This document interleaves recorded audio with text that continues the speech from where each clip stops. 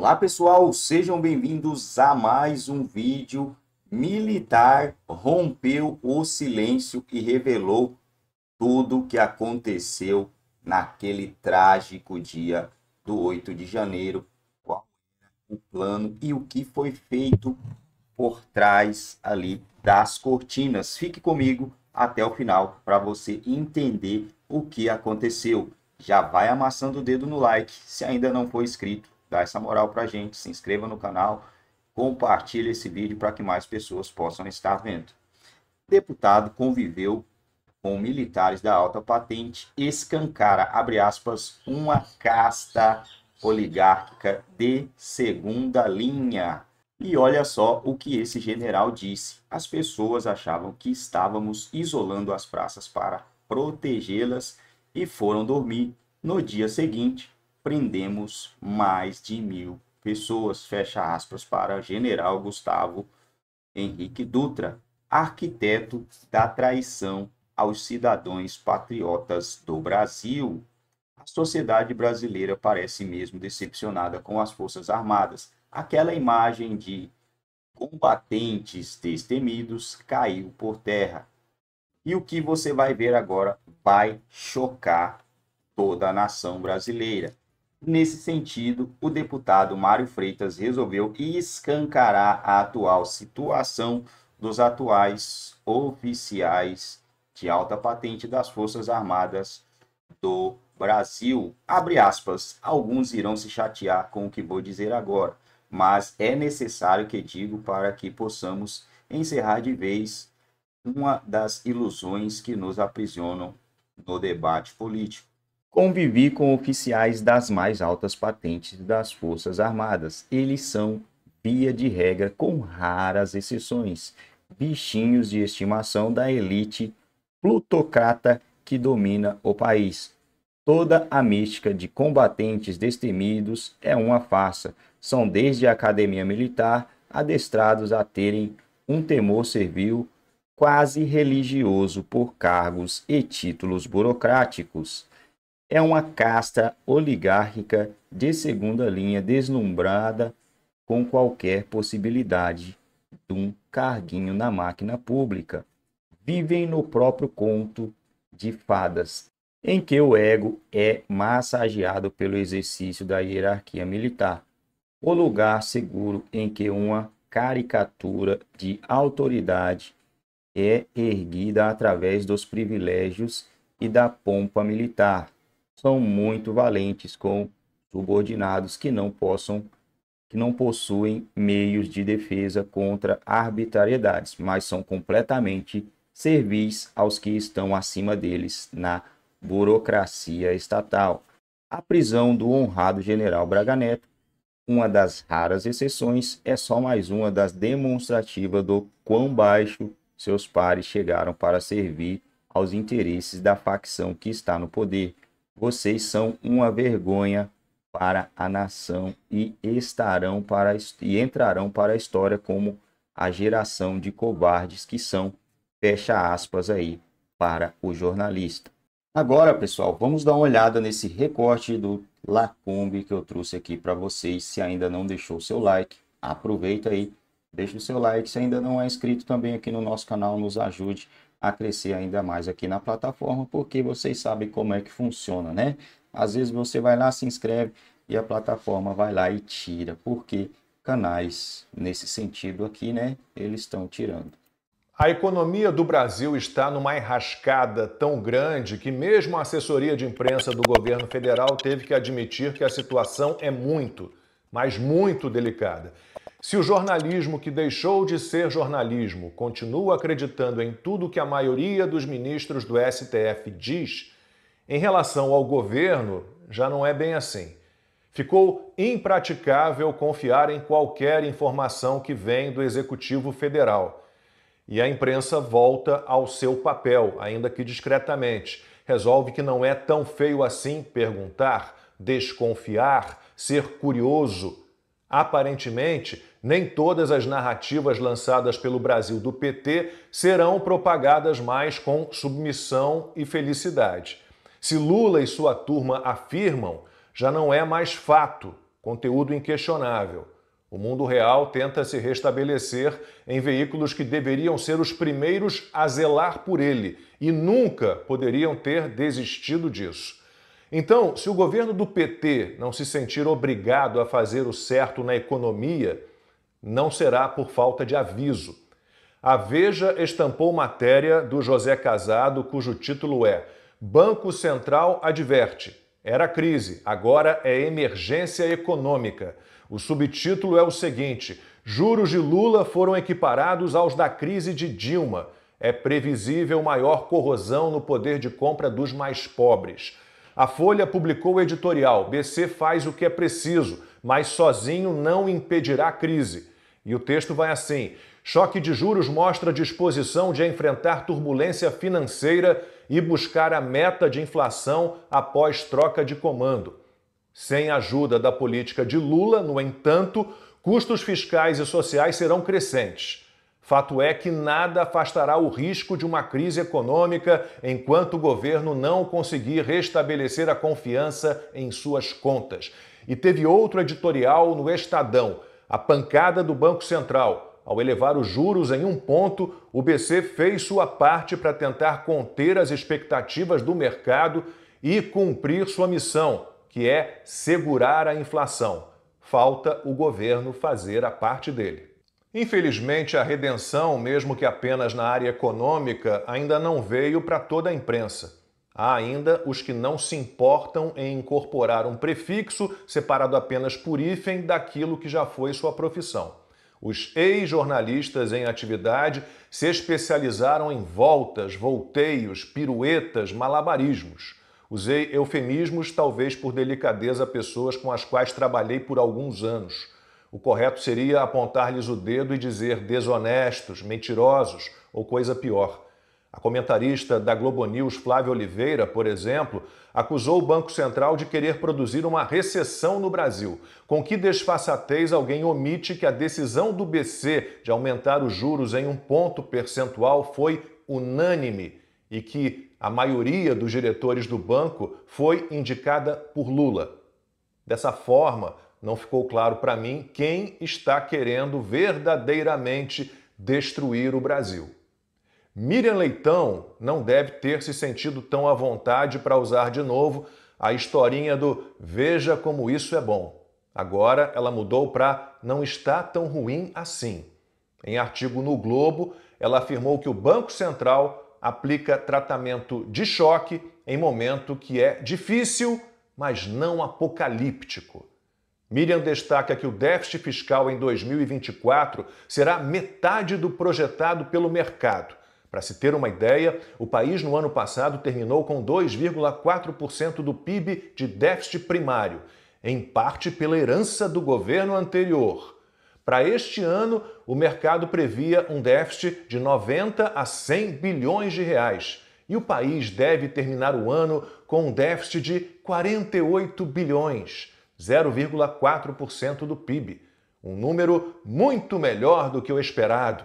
A receita está crescendo a 10% no acumulado até novembro. A memória seletiva da colunista do Globo a impediu de citar que no último ano do governo Bolsonaro houve superávit de mais de 54 bilhões de reais. Ela está no grupo que tratava a PEC da gastança, ou PEC kamikaze, de PEC da transição, e que apoiou a troca do teto de gastos pela farsa do arcabouço fiscal. Lula não tem culpa de nada. Ele sempre recebe uma herança maldita. Foi assim também quando o petista sucedeu a Fernando Henrique Cardoso. Miriam ainda fez questão de não lembrar que o governo Lula tinha prometido déficit fiscal zero para este ano. Depois disse que seria só no ano que vem. E todo mundo tem que acreditar que um déficit em torno de 50 bilhões de reais em 2024 é um ótimo resultado. Sobre a arrecadação de impostos em crescimento, fazemos o quê? Fingimos que esse resultado não se deve ao aumento da carga tributária? Aliás, a reforma tributária foi aprovada no Senado e ficou pior. A Câmara tinha fixado uma trava de 26,5% para o Imposto sobre Valor Agregado, base do novo sistema. No Senado, o texto mudou e a alíquota pode alcançar 28,6%. Isso indica que os dados apresentados pela Confederação Nacional do Comércio na semana passada podem se agravar. O número de famílias brasileiras sem condições de pagar dívidas atrasadas chegou ao maior patamar já registrado no mês de novembro. 8 em cada 10 famílias que ganham até 3 salários mínimos estão endividadas. E essa é apenas mais uma pesquisa. Minha coluna anterior já apresentou outros números bem preocupantes. Portanto, não dá para continuar acreditando em quem desistiu de fazer jornalismo e rebola para proteger as burradas do PT. Sim, o partido está se movimentando, mas para mudar a comunicação do governo, melhorar a propaganda enganosa, trabalhar com mais afinco suas narrativas e, com a ajuda de ex-jornalistas, jurar que está tudo bem. Braga Neto foi preso pela Polícia Federal por obstrução de justiça. A mídia inteira repercutiu que, segundo a Polícia Federal e a decisão do excelentíssimo, magnânimo, dono de todas as coisas, seu Xande, o general Braga Neto estava entrando em contato com o Cid para perguntar o que foi que ele teve que falar para não ser preso.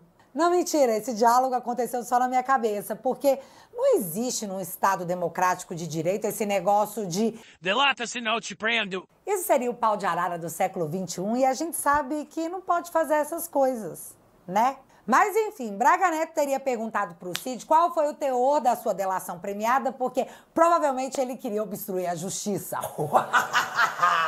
Sendo o general Braga Neto um cara malvadão, que não roubou, não matou, não quebrou estatais, não endividou trabalhadores em fundos de pensões para bancar corrupção, mas que teria perguntado para o Cid sobre sua delação, esteja preso. E esse contexto extremamente babaca faz parte da narrativa, porque você precisa entender. Um golpe só não foi dado porque o cara não pegou um táxi. A democracia estava por um fio, mas o táxi não parou, então estamos salvos. Ouvindo esse monte de narrativa, você pode ser levado a acreditar que o Braga Neto teria ligado para o Cid, sei lá, semana passada, mês passado, 6 meses atrás. Afinal, obstrução de justiça, né? Deve ter rolado por esses dias.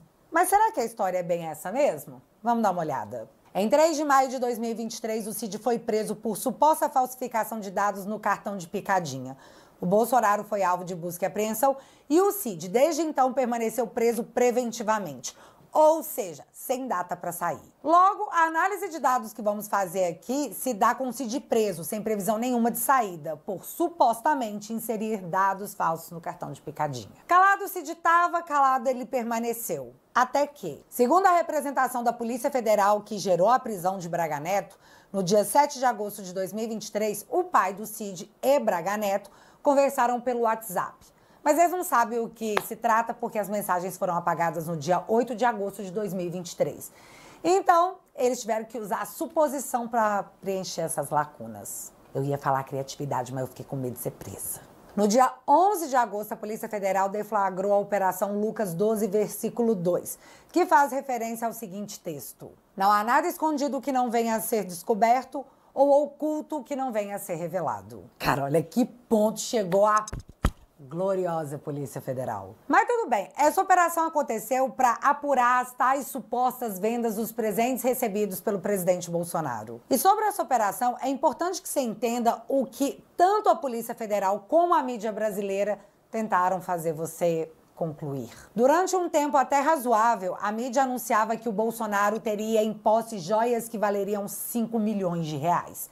Mas o que eles fizeram foi pegar todos os presentes que Bolsonaro recebeu, incluindo o colar de diamantes e aquele cavalo lá, que nunca chegaram às mãos do presidente Bolsonaro. E aí colocaram tudo num bolo para criar aquele impacto. Nossa, Bolsonaro tinha 5 milhões em joias! Mas a real é que, supostamente, 2 ou 3 relógios teriam sido vendidos e somando um total de 68 mil dólares, algo em torno de 370 mil reais. E é importante refrisar que esses itens foram devolvidos à União. Portanto, não há o que se falar em dano ao erário público. O país não ficou nem R$1 mais pobre ou perdeu algo que pertencesse ao Estado. Mas foi nessa operação, anunciando uma caça a uma organização criminosa que teriam vendido as joias que pertenciam ao Estado, que o pai do Cid, o general Lourena, foi envolvido. E vocês lembram que eu falei que o Cid estava calado? A Polícia Federal alega que Braga Neto estaria em contato com o pai do Cid para obstruir a justiça na intenção de impedir que o Cid, que estava preso preventivamente por cartão de picadinha, de fazer uma delação. Mas o senhorzinho dançarino de carnaval, o Valdo da Globo News, nos contou uma pressão um pouco diferente de bastidores. Escuta. Eu conversei com alguns militares que me disseram que estavam procurando o general Lourena Cid para dizer para ele, olha, tem de continuar colaborando. Se você não continuar colaborando, você vai perder os benefícios da delação. O general Lourena Cid não quis atender esses militares e eles falaram com a mãe do Mauro Cid. Acabando falando com a mãe de Mauro Cid e pedindo para ela, olha, tem que falar para o seu filho que ele tem que continuar colaborando, senão está colocando em risco o seu marido. E isso tudo acontecendo nos bastidores e estava no centro daquele momento em que a delação de Mauro Cid parou de caminhar, parou de contribuir com as investigações. Então aqui o Valdo está dizendo que militares procuraram primeiro o general Lourena para dizer que ele tinha que manter a delação para não perder os benefícios. O pai do Cid não quis ouvir, então eles foram atrás da mãe do Cid, dizendo para ela que se o Cid não colaborasse, quem seria preso agora seria o pai do Cid, o marido dela. E eu acho incrível isso ser dito na Globo News, porque desmancha aquele negócio de uma delação espontânea, né? Foi bem na base do você já tá preso sem data para sair. Agora eu vou trazer o seu papo. Meu povo, a situação é ainda mais grave do que a gente pensava. Eu achei durante um bom tempo que os verdinhos não teria coragem, não faria essa traição ao povo brasileiro. Só que hoje não tem mais isso. Como diz a Bíblia, né? Nos últimos dias, os homens se tornarão amantes de si mesmo. E, cara, o homem raiz, o homem, ele tem um instinto de protetor. O homem raiz, o instinto dele é proteger. Por isso que na Bíblia fala ali que até que o homem dá a vida, né, tem que dar a vida pela sua família. E geralmente o homem deu a vida pela sua família, pela sua nação ao longo dos anos. Até hoje a gente vê o que acontece ali na Rússia, entre outros, né? O homem protege já esses caras que estão em altos cargos aí, militar, estão fazendo isso daí com a nação brasileira. Não precisa falar, né? Você viu aí desde o início o que eles estão fazendo, o que foi feito contra a nação brasileira, contra o povo brasileiro que confiou. Os caras prepararam covardemente uma estratégia para fingir que estavam protegendo aquelas pessoas, para no outro dia prendê-las. Prendeu aquelas pessoas inocentes, desarmadas, né? Sem oferecer nenhum risco. Eles montaram uma estratégia, fecharam o cerco para aquelas pessoas. Cara, isso é uma covardia, é de uma covardia gigantesca, gigantesca. É dolorido, né? Vamos ler aqui para a gente terminar. O pessoal quer interferir nas Forças Armadas e acabar com um grupo treinado para operações sigilosas. Gente, é o absurdo do absurdo. Eles querem acabar de vez com os verdinhos, porque eles têm medo. Se eles têm medo, pretende fazer alguma coisa que fere a legislação, que fere a nação brasileira. Não tem outra coisa que me vem na cabeça. A bancada do PSOL na Câmara dos Deputados vai solicitar ao Ministério da Defesa a extinção do Comando de Operações Especiais do Exército Brasileiro, conhecido como KIDS Preto. Os parlamentares também pretendem apresentar um requerimento para obter informações detalhadas sobre as atividades e funcionamento da unidade especial, formados pelo curso de Operações Especiais do Exército. Os Kids pretos são treinados para missões sigilosas em cenários hostis e politicamente sensíveis. Se eles estão com medo disso aqui, não me vem outra coisa na cabeça a não ser que eles pretendem dar o famoso, tão falado golpe que essa turma fala. Estão com medo porque se os caras são, já falam, são especialistas nisso. Aí eles querem acabar com o grupo. Por quê? Estão com medo de quê? Estão fazendo o que para temer esses caras? Se eu tenho medo da polícia, gente, é porque eu sou bandido. É certo? Se eu tenho medo da polícia, eu tenho medo do bandido. Eu não tenho que ter medo da polícia. Certo? Eu tenho medo dos bandidos. Acredito eu que a polícia tá aí para, né? Tem algumas exceções, mas a polícia tá aí para nos livrar dos bandidos. Eu não entendi essa aí, não.